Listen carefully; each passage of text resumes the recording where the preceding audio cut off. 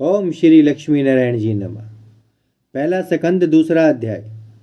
शुकदेव जी का वन में तप करने के वास्ते चले जाना व फिर नारद मुनि के उपदेश से अपने स्थान पर आना। सूत जी ने जब यह प्रश्न शौनक आदि के ऋषिवीरों का सुना तब मन में बहुत प्रसन्न होकर पहले शुकदेव जी के चरणों का ध्यान किया, जिनके सत्संग से उन्होंने श्रीमद् भागवत सुना था।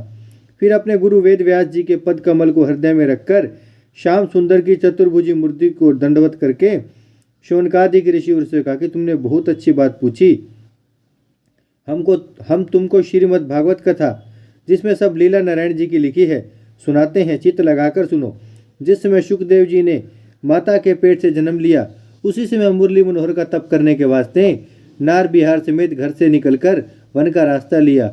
वह उन्होंने मन में विचारा कि यहाँ रहने से हमारा विवाह सब लोग कर देंगे, इसलिए अभी से वन में जाकर हरि भजन करना उचित है, जिसमें संसारी माया ना लपटे। जब व्यास जी ने यह हाल पुत्र का देखा तब प्रेमवश होकर उसे फेर लाने के वास्ते पीछे दौड़े और शुकदेव जी को बहुत पुकार कर कहा कि हे बेटा, खड़े होकर हमारी बात सुन लो। पर शुकदेव जी महाराज इस तरह संसार से विरक्त होकर हरि चरणों में प्रीति रखते थे कि उन्होंने खड़े होकर व्यास जी को उत्तर देना उचित न जानकर मन में कहा कि देखो, हमारे पिता को बुढ़ापा आवने पर भी संसारी माया लगी है। ऐसा विचार कर शुकदेव जी ने वनांतरी वृक्षों में प्रवेश करके कहा कि कोई किसी का पुत्र व पिता न होकर संसार की गति सदा से इसी तरह पर चली आती है, पर और यह शरीर बारंबार आवागमन में फंसा रहकर जीवात्मा कभी नहीं मरता। यह बात सुनकर व्यास जी को संतोष हुआ।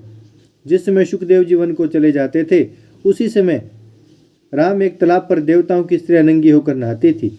उन्होंने शुकदेव जी को देखकर कुछ लज्जा नहीं किया, उसी तरह नंगी खड़ी रही। जब पीछे से व्यास जी वृद्ध मनुष्य वहां पर पहुंचे तब उन स्त्रियों ने लज्जित होकर अपना अपना वस्त्र पहन लिया।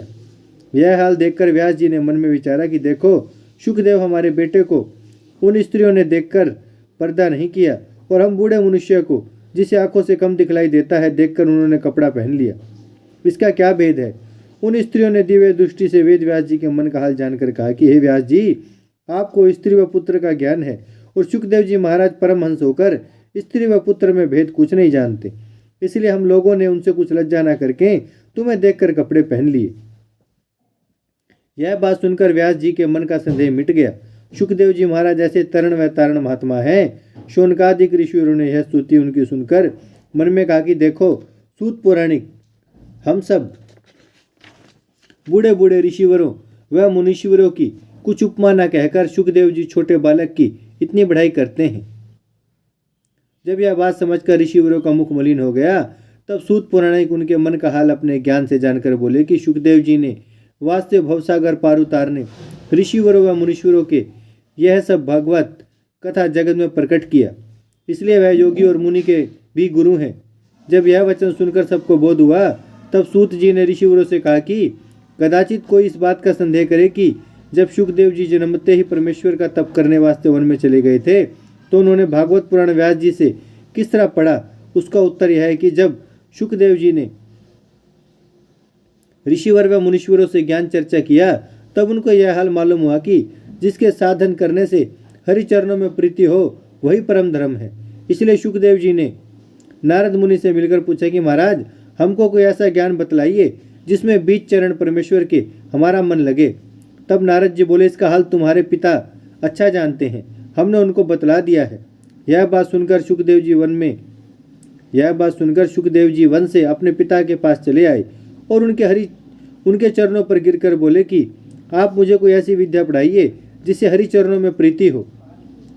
तब व्यास जी ने कहा, सिवाय पढ़ने भागवत और दूसरा कोई उपाय इसका नहीं है। यह बात सुनकर शुकदेव जी ने भागवत पुराण पढ़ना आरंभ किया। इतनी कथा सुनाकर सूत जी बोले कि जब शुकदेव जी भागवत कथा वेद व्यास हमारे गुरु से पढ़ते थे तब मैं भी वहां था। जो शुकदेव महाविरक्त रहकर एक क्षण कहीं नहीं ठहरते थे, वह भागवत पढ़ने के लोभ से बहुत दिन तक व्यास जी की सेवा में रहे। वह उन्होंने भागवत को बड़े प्रेम से पढ़ा और शुकदेव जी को परमहंस व ऋषिवरों के सत्संग से बहुत प्यार था, किंतु उनके पास कुछ द्रव्य नहीं था जो देने के लोभ से किसी को अपने पास बुलाते। इसलिए उन्होंने भागवत पढ़ा कि इस अमृत रूपी कथा सुनने की इच्छा से योगीश्वर और मुनीश्वर और ऋषिवर लोग हमारे पास रहेंगे और इसी कथा का सदावर्त मैं दूंगा। इतनी कथा सुनाकर सूत जी बोले कि हे ऋषिवरों, इस कथा के सुनने से निष्काम भक्ति प्राप्त होती है। वह निष्कपट भक्ति होने से लोग विरक्त और ज्ञानी होकर मुक्ति पदवी पर पहुँचते हैं। इसलिए मनुष्य को चाहिए कि जो काम यज्ञ, तप व पूजा और व्रत शुभ कर्म करे, उसमें कुछ चाहना न रखे, तो उसके वास्ते यहाँ सुख होकर मरने उपरांत परलोक बनता है। वह किसी बात की कामना रखने से यह जीव आवगमन में फंसा रहकर भवसागर पार नहीं उतरता। भक्ति के बराबर दूसरा धर्म नहीं है। यज्ञ और तप व दान व तीर्थ दूसरे धर्म जो मनुष्य करते हैं, उस धर्म को करने में बड़े परिश्रम से बीच चरण परमेश्वर के प्रेम उत्पन्न होता है। इसलिए इतना दुख उठाना उचित न होकर मनुष्य को चाहिए कि सच्चे मन से यह अमृत रूपी कथा सुने और मन अपना माया मोह, स्त्री व पुत्र, झूठे व्यवहार से विरक्त रखकर नारायण जी के चरणों में ध्यान और प्रीति लगावे। जो कोई मन अपना उस ज्योति स्वरूप के चरणों में लगाकर परमेश्वर की लीला और कथा सुनता है, उसके हृदय में काम और क्रोध, मोह व लोभ का जो मेल जमा है, वह छूटकर उसका मन इस तरह शुद्ध हो जाता है जिस तरह सिकल करने से लोह में मूर्छा नहीं रहता।